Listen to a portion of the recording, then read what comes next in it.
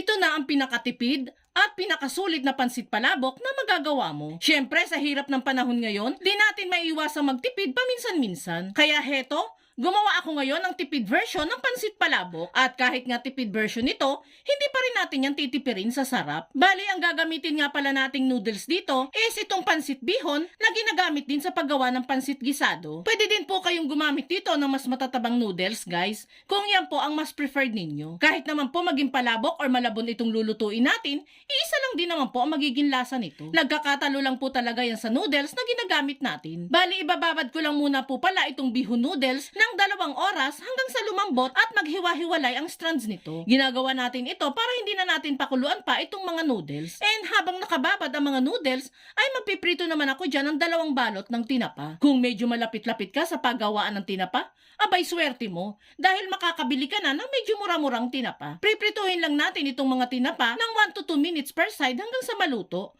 Luto na naman po kasi itong mga tinapa, kaya no need na po yung patagalin pa sa mantika. Pagka-prito nga natin niyan, ay pwede na natin itong hanguin at palamigin. Kapag nga lumamig na yan, ay pwede na natin niyang himay-himayin. Busisiin lang natin yung mga tinik-tinik niyan, guys, ha. Baka kasi bumara sa lalamunan, mahirap na. Heto na nga yung mga tinapa after nating mahimay at madurog.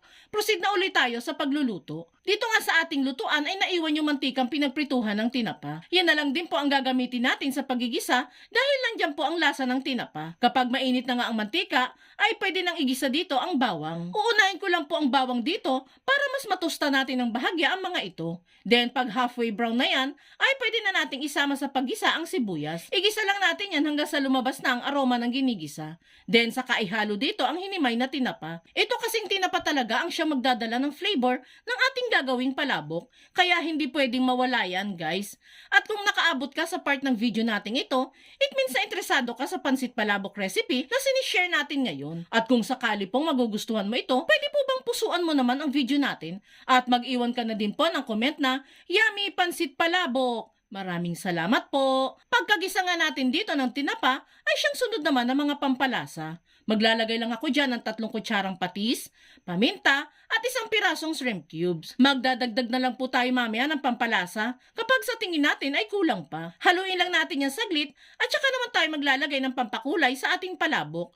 Bali, nagkunaw lang po ako dyan ng 2 kutsarang atsuete powder sa 1/4 cup ng tubig. Pwede din naman po kayong gumamit ng buto ng atsuete, guys, kung yan po ang mas preferred ninyo. Halu-haluin at igisa-gisa pa natin itong niluluto at saka naman tayo maglalagay ng 4 cups ng tubig. Itong 4 cups ng tubig ay para lang po sa half kilo ng pansit bihon. Depende po ang dami ng tubig, kung gaano karami, at kung anong klase ng noodles ang gagamitin ninyo. Haluin lang natin yan saglit at ilagay na sa high heat ang apoy para mas madaling kumulo. Kapag kumukulo na nga yan, ay pwede na tayo dyan maglagay ng slurry mixture na siyang magpapalapot sa ating sauce. 3 tablespoon lang po yan ng cornstarch sa half cup ng tubig. Gradual lang muna ang paglalagay ng slurry mixture hanggang sa ma-achieve natin ang desired nitong lapot. Halu-haluin lang yan hanggang sa lumapot na ang sauce. Then kapag okay na nga, ay pwede nang ilagay yung pansit bihon na binabad natin kanina. Pinaghiwa-hiwalay ko na din po pala yung strand ng noodles para hindi na tayo hirap sa paghahalo nito. Malambot na din po pala ang noodles natin, guys, kaya konting luto lang ay pwede na dito. Haluin lang natin ng matindi itong pansit palabok